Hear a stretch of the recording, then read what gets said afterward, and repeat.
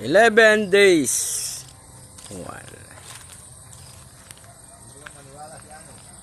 Ito yung harap ng terrace. Dire-diretso pa. Pupunta muna ako sa likod ng kwarto. Ito yung harapan. Ito yung dalawang bintana pahaba sa may higa sa bed. Master bedroom. Ito yung likod ng mga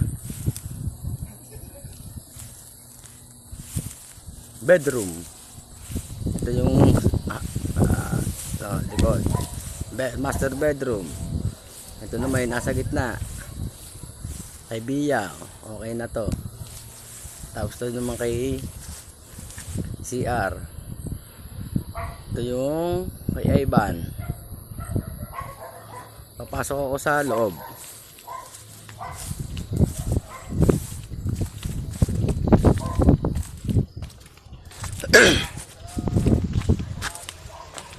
Ito yung terrace.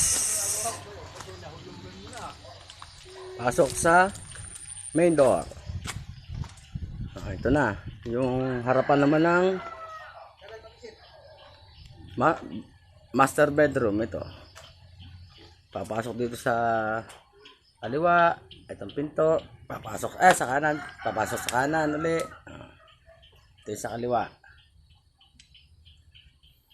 Taas na, may header na yan, formado na. Gusto ay yung dalawang kwarto. Sa kwarto ni Bia. Gitna, ito. CR. Ito yung kay Ivan. Yan.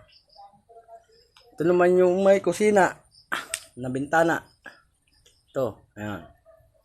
Kaharap na, hindi namin tinapat doon sa kabila at baka daw magkahingian ng ulam eh. Ito naman yung pinto sa may palabas dun sa may deposito sa dirty kitchen. Kung magda-dirty kitchen, ayan o.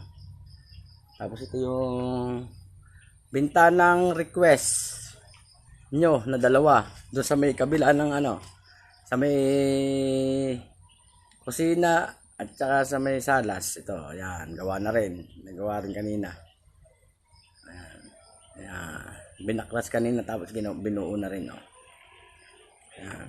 Tapos pupunta ako sa likod ng dining. Dito sa pagtatayuan ng deposito. Ito. Ito yung terrace na na-open. Tapos yung likod na request na gawang bintana. Oh, ito na. Okay na. Yun, yung pinto sa labas ng dirty kitchen. Ito palabas sa may deposito. Yan. Yan. Okay na yan. Bukas poporma naman ng pambiga. Bibigaan naman na isang araw.